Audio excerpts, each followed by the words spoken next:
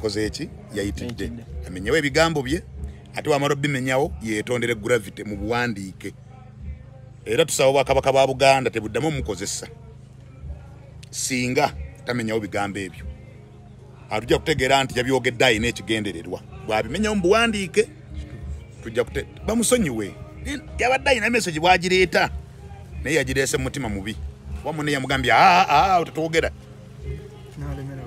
nze sinzaga nti sendi muvume oba mujerembule oba mukole ekikuba musajja mukulu ate ayina ekitiibwa mwatudde naye tetujja besibako okuba mikwano gyaffe naye tayinza okuba tyabadde mu mpalana sijja kugamba nti gravity alakawala nani sendi naye gyali naye akalira akawulira kyebamukola kati gravity ng'ojjawo maama ddala amaanyi w'oyimba nga nyoka agalamidde wali naye ensi omuntu asobya ate mu bigambo bino mutusobeza nange siri mutuukirivu tumusonyiwe sendi naye asooke yeetonde mu buwandiika ateekeko yeetonde ate yeetonde n'abannamidiya ate yeetondere n'abayimbi bonna olaba Bobi Wine tiyekikoze ate bwe badde ku mbiranye singa kyeyogeddwa Bobi Wine Mickey Wine buli omu yandigambye embiranye naye nabo balaba message ya Bobi Wine yabadde kiriya nze nagambe wali nze saagala Kingsa buli omu akimanyi naye nabagamba nti wetweta abayimbi 5 mu ggwanga Kingsa bwabulamu otuba basiru nyenze empalana yange naye ya bufuzi ni bwoleeta abayimbi 5 mu ggwanga nga Kingsa ataliimu oba tomanyi bayimbi niba tujja mu byobufuzi ne yeesiriwaza nga ate akasente yakatuddemu n'atandika okugamba abantu eggwanga biriri obubi ng'ozina muwala wa ssale nga gy'osula mu maka awo mba tetukwatagana naye mu bayimbi mu myezi kw'emukuba n'emmotoka yange tavaamu alya mwana wa Mulooti be bali mu buyinza eggwanga eribanga balitutte ne Kingsa mu babbye eggwanga mwali kubanga yali abazitwala kakati gwe otugamba otanda eggwanga liri bubi naye mu bayimbi is one of the actually my first musicians ate talya sagamba sijaga nti yafumbirwa naye oba gyali Kingsa kituufu mukazi we officially muwala wa ssale era n'amagye gamukuuma lwa muwala waani wa ssale tewali kizibu waliwo ekirala kyemumbuuza kungubaza ensonga lwaki ndi wano gravity njagala kusaasira era nga bwe nayogedde nti kitalo nnyo ekyokufiira maama ye muntu asembayo nakyamawo bano abakazi ne goyine waka mu nju basobola omukutwalako enkya n'olya omulala naye maama is an irreplaceable person tolimuzaawo so gwosobola okugamba ekyama kyo n'atakigamba mulala yo agenze naye tekikumala amaanyi nti abayimbi bakukubye abalala bakukubye tolina kwagala buli omu kati nze nganye tambula naye muganda wange sendi musonyiwe gravity gye njagala okusaba ate nti ayinza okuba yakyogedde nga takyogedde mu text y'okujooga oba okujerega musonyiwe naye ne sendi yeetonde bw'ateetonda tujja kumanya byogedde abugidde awo nja mwabya sendi bw'oteetonda mu nnaku okuva tunaava mu maziika ziba ennaku 7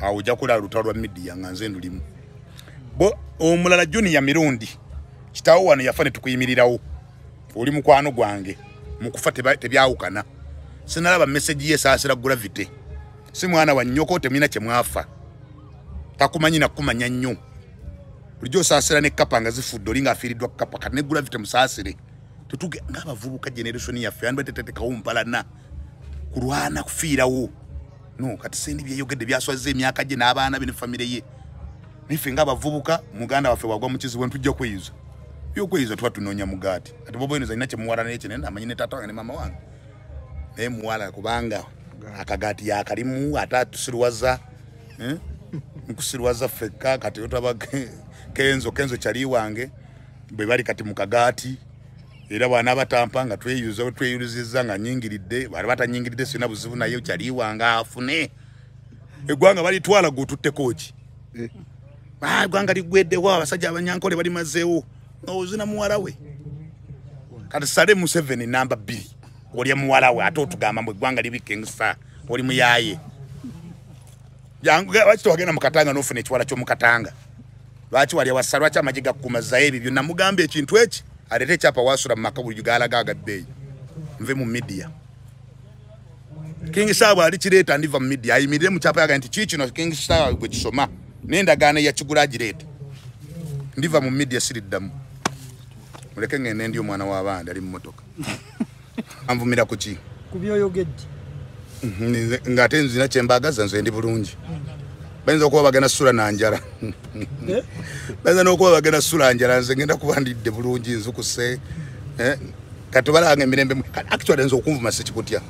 Era nga badde bagamba mbu Mukansa mu Bobo Wine yabise magwe kansa nedda yakoze message ye. Nika tumusaba akole ki? Ajona bananvuma bibani sina bwe ntya kunvuma. Nze nsinga okuvuma. Fa abavumi babiri tuli wane furu fika katogena kuvumani. Oli deputy wangu. Naye antya. Owenyumirizamu. Abo bato ntankudde. Kugamba gobera ne furu fika kiba kigwa bugwi.